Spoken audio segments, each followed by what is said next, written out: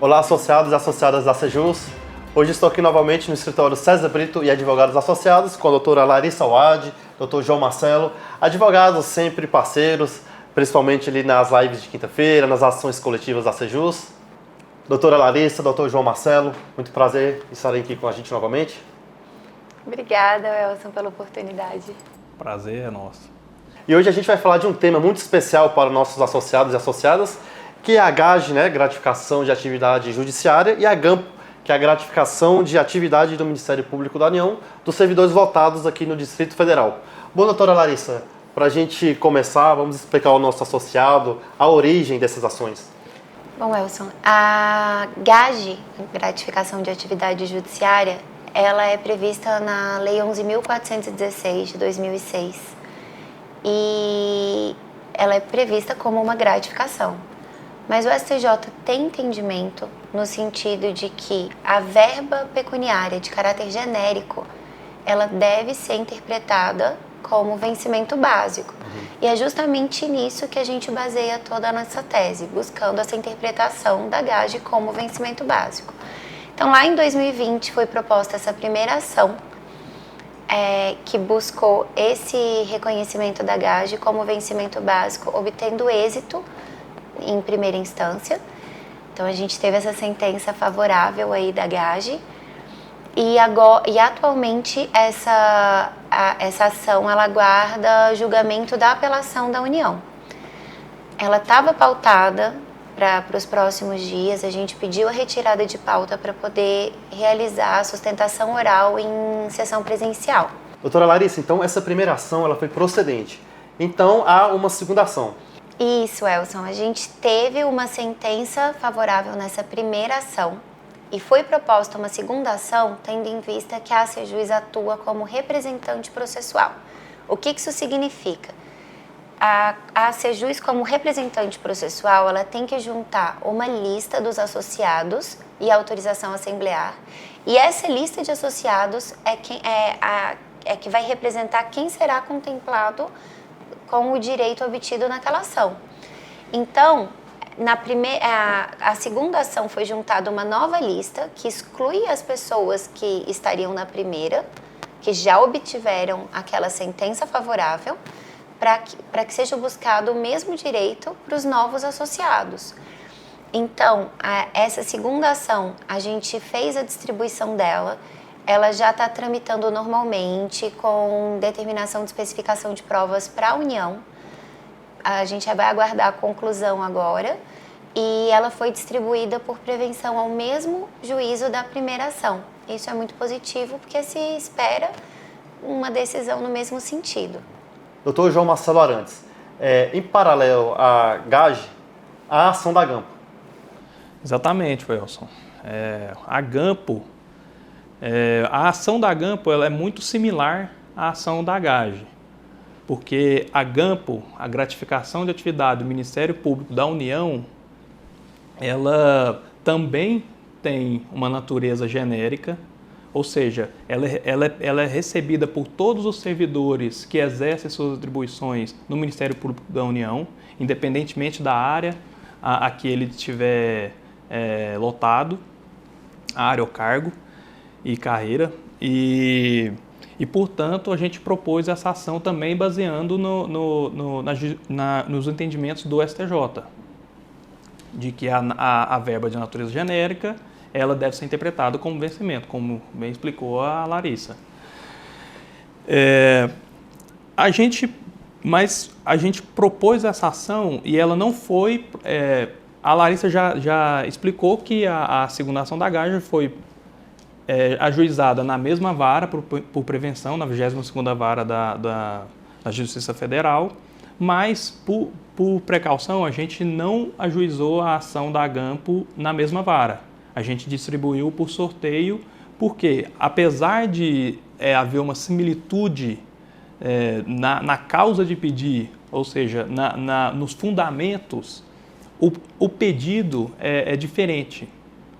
O pedido da GAG diz respeito à carreira dos servidores do Poder Judiciário da União, ao passo que a GAMPO diz respeito à carreira do Ministério Público da União. É próximo, mas não é idêntico. Então a gente distribuiu e ela foi distribuída para a 6ª Vara da Seção Judiciária do Distrito Federal. Acontece que nesse processo houve uma decisão do juízo nos convocando a emendar a inicial, porque ele entendeu que que houve a pretensão de que a Sejus adotasse a natureza processual de substituição processual, que é íncita, que é ligada, relacionada aos sindicatos. Associações atuam como representante processual, como bem explicado pela Larissa. Já os sindicatos, eles atuam em substituição processual, que é outra natureza, tem outro alcance. Pois bem, nós emendamos dizendo que, porque nessa decisão, o juízo entendeu que deveria ser limitado, o caso da representação deveria estar limitado no polo ativo, ou seja, quem está entrando com a ação, a 10 partes, a 10 pessoas ali. Ou seja, seria a Sejus mais 10 associados e associadas. Bom, e outro argumento da decisão foi que o valor da causa não correspondia ao quantitativo exato do ganho econômico que teria aquela causa. Mas na nossa resposta a gente disse que na representação processual não faz sentido a gente limitar a 10 pessoas, porque não é litisconsórcio. É litisconsórcio que partes em caráter individual entram no mesmo processo para buscar provimento jurisdicional sobre alguma questão. No caso da representação, a associação que vai agir representando os seus associados e associadas que estão ali no rol da lista. Ou seja, a associação já trouxe ali a quem ela está representando. Então, não faria sentido transformar em litisconsórcio. Isso seria desmantelar completamente o Instituto da Representação Processual. Se toda ação tivesse que propor uma ação e limitar a 10 associados, associadas, a Sejus tem 8 mil associados. A gente teria que entrar com 800 ações. Nós fizemos esse questionamento. Isso ia abarrotar o judiciário, mais do que já está. Então, nesse ponto, inclusive a vara, o juízo reconheceu e não houve mais nenhuma questão a respeito dessa representação processual. Inclusive, é bom ressaltar que a gente seguiu todos os parâmetros que é estabelecido pelo STF no que diz respeito à representação processual. A gente fez a assembleia autorizadora da ação, a gente juntou essa ata da autorização, nós juntamos a lista e com os associados que eram na data da propositura. Dr. João Marcelo falou a respeito da representação processual. Doutora Larissa Wad, e a respeito do valor da causa? Sim, Welson. A questão da representação processual foi reconsiderada na decisão. Contudo, foi mantido o entendimento de necessidade de readequação do valor da causa. Ocorre que, inclusive nas ações da própria GAGE, nas duas ações da GAGE que já foram distribuídas pela entidade, e em outras ações que têm o mesmo sentido, por vezes até de maior proveito econômico que a Gampo, foram valores similares. Então a gente questiona isso, a gente recorreu dessa manutenção da necessidade de readequação do valor. Inclusive, o valor que a gente atribuiu à causa, que foi 60 mil, também foi, como dito pela Larissa, atribuído à ação da GAGE e também ao valor que consta da decisão do TRF1, do tribunal, em que o próprio tribunal, o próprio TRF1, considera que é um valor adequado, e mesmo que ele seja genérico. Ou seja, ali no TRF1 tem uma jurisprudência de que é possível atribuir o valor genérico desde que esse valor não seja ínfimo, desde que não seja baixo. 60 mil não é um valor baixo. E além disso, no CPC está descrito que se o juízo discorda do valor da causa, é o próprio juízo que tem que atribuir o valor a que ele acha devido. Então, nesse caso, cabe o recurso. A gente já teve outra ação aqui em que foi o mesmo trâmite. A gente teve que recorrer dessa questão de valor da causa, depois com apelação para o TRF1. O TRF1 cassou essa decisão e mandou retornar os autos para a primeira instância para que o juízo adeque o valor da causa para o valor que ele entender necessário e se ele se ele entender que tem que ser um valor maior, ele que atribua. É o que está descrito no CPC, é o que a jurisprudência do TRF1 entende, e a gente está forte de que a gente pode reverter esse entendimento e mantendo até mesmo o valor da causa no valor originário. Doutora Larissa, quem são os associados beneficiados nessas ações? Como eu trouxe ali no comecinho, Elson, é muito importante que se entenda que na ação coletiva promovida pela ACJUIZ, por uma representante processual, tem que ter o respeito da lista que consta no inicial. Ou seja, os beneficiados dessas ações é quem consta ali naquela lista que foi juntada no momento da propositura da ação. Justamente por isso que tem uma segunda ação com a juntada de nova lista. Então, quem não consta daquelas listas não vão ser beneficiados. Por isso, eu não tenho como colocar mais gente, acrescentando mais gente no processo.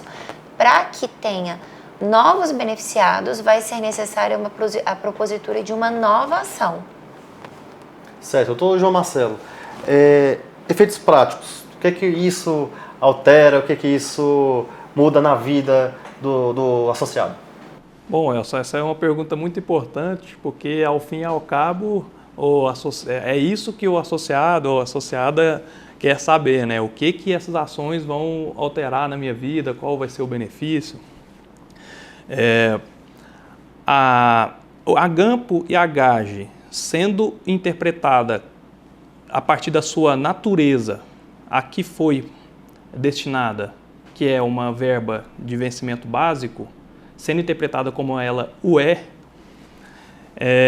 ela vai incidir na base de cálculo de outras verbas pecuniárias que são calculadas sobre o vencimento básico. Por exemplo, a adicional de qualificação, ela é calculada sobre o vencimento básico, ela vai ser calculada sobre o vencimento básico, incluindo a GAGE ou a GAMPO, porque ela vai ser atribuída essa natureza a essas pecúnias. Então, isso vai ter um efeito reflexo sobre o cálculo de que essas outras verbas, adicional de qualificação, gratificação de atividade externa, adicionais de insalubridade, enfim, qualquer verba que é calculada sobre vencimento vai ter esse acúmulo ali na hora do cálculo e, consequentemente, ter um aumento na folha de pagamento. Então, em resumo, o que a gente pode concluir é que o primeiro processo da GAGE e o processo da GAMPO aguardam recursos, enquanto o segundo processo da GAGE aguarda a sentença, ela está tramitando regularmente. Doutor João Marcelo, o que os nossos associados podem esperar dessas ações? Bom, Elson, a gente sabe que o processo só termina quando há uma decisão definitiva, quando há o trânsito em julgado desse processo. E a União, costumeiramente, ela, por conta das suas prerrogativas de fazendárias, ela vai recorrendo até chegar aos tribunais superiores. Mas, Elson, devido à nossa forte atuação, a matéria que temos, uma matéria técnico-jurídico calcada em jurisprudência do TRF1, do Superior Tribunal de Justiça, a forte atuação com despacho, a sustentação oral que iremos realizar. Devido a tudo isso, nós temos esperança de que podemos ter bons resultados nesses processos. Então, associada da Sejus, fiquem sempre ligados em nossas redes sociais para mais novidades a respeito da GAGE, da GAMPO e outras ações que o escritório César Brito e advogados associados atuam juntamente com a Sejus. Então, hoje eu estive aqui com a doutora Larissa Wade, doutor João Marcelo Arantes. Muito obrigado pela participação. Obrigada a você, Welson. Obrigada a todos e a todas pela oportunidade de estar aqui mais uma vez explicando assuntos tão importantes do interesse de todos os associados. Obrigada. Agradeço, Welson, pela oportunidade, a diretoria da Sejus e também convido aí os associadas a participarem e ficarem ligados em todas as atualizações das ações que temos atuado. E para você que não é filiado ainda, lembre-se, não fique só, fique sócio.